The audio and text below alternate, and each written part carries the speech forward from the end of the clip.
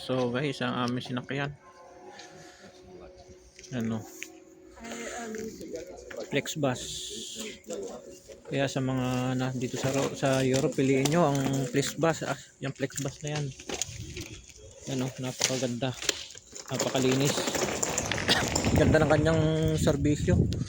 Talagang panayad na bayan ng takbo niya. Ano,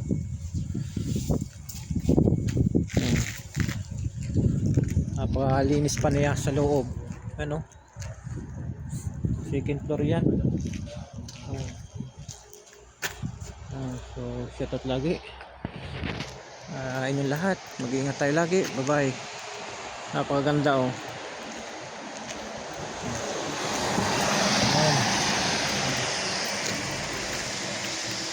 Grabe oh.